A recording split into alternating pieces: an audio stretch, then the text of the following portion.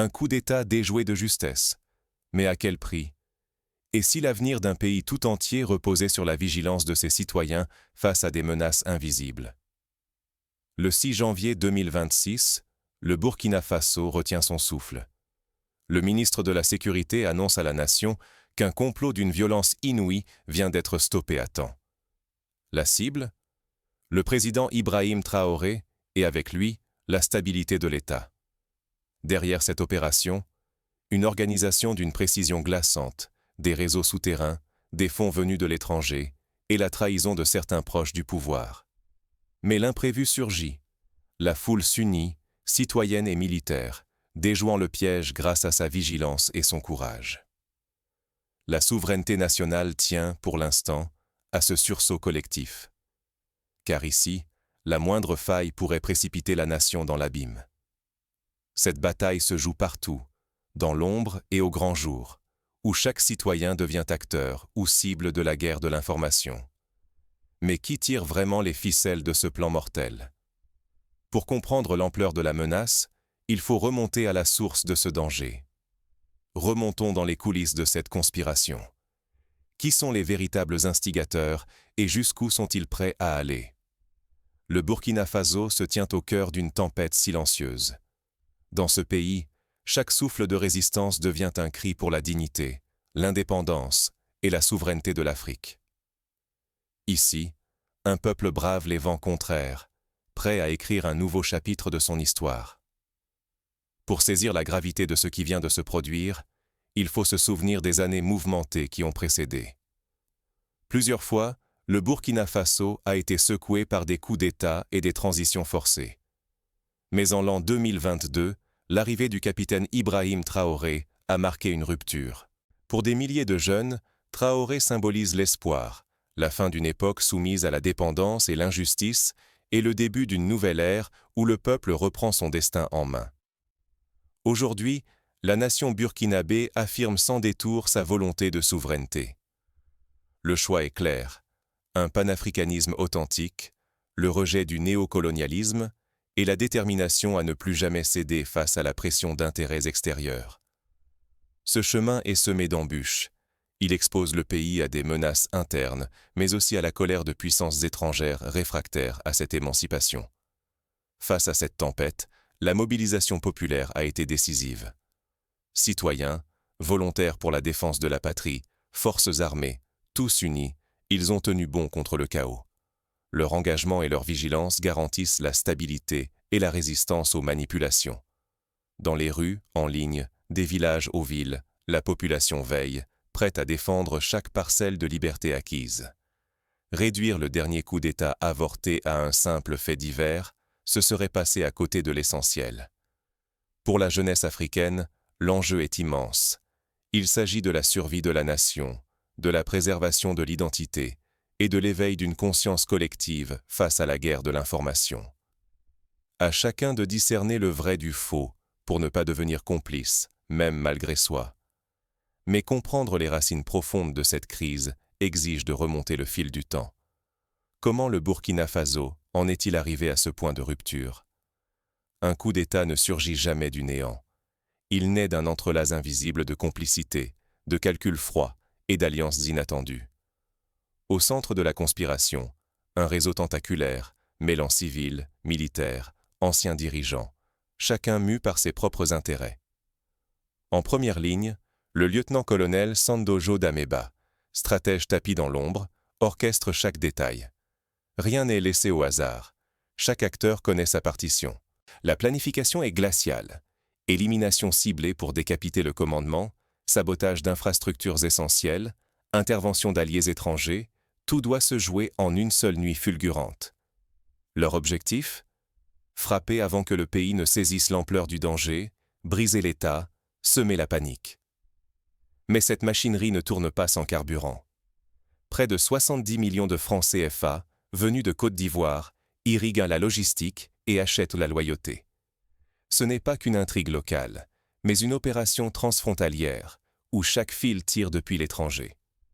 Le plus glaçant, c'est l'utilisation des civils ordinaires.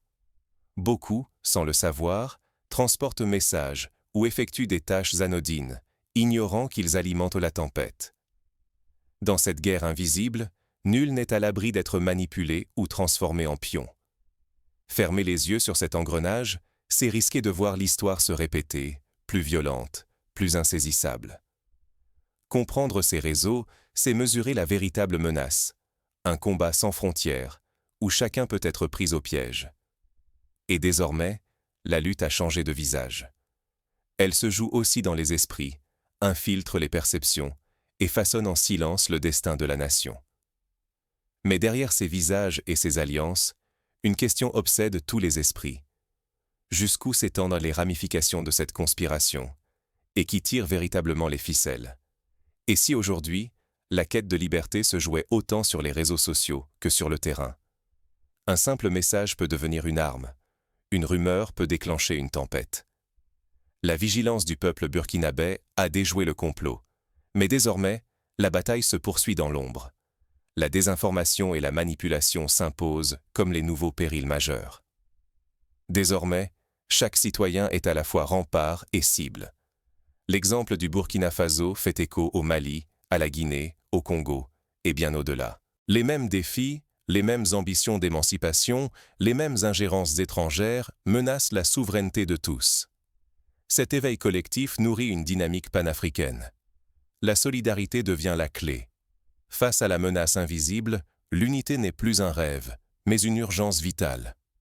Les frontières se défendent avec des armes, mais la vraie résistance se livre sur le terrain des idées et des récits. Les forces étrangères l'ont compris. Manipuler l'opinion, semer le doute, diviser, voilà leur nouvelle stratégie.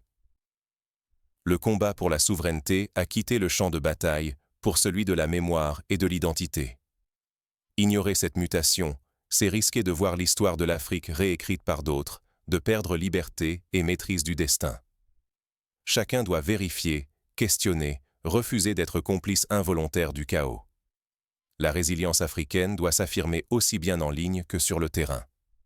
Comment chaque citoyen peut-il rester acteur, et non victime, de l'histoire? Pour répondre à cette question, il faut d'abord comprendre les armes invisibles qui menacent l'intégrité du continent. Quels gestes simples peuvent protéger la vérité et renforcer la souveraineté collective? La liberté commence par un réflexe: discerner, alerter, s'unir. Face à la guerre invisible qui ronge nos sociétés, chaque citoyen devient le premier rempart. Pas besoin d'armes, mais d'une vigilance de tous les instants. D'abord, sachons questionner chaque information. Avant de croire ou de partager, interrogeons-nous. Qui parle? Dans quel but? Refusons d'être les relais involontaires de rumeurs. Un simple message non vérifié peut semer la discorde et servir les intérêts des ennemis de la patrie. Signaler tout comportement suspect est un devoir.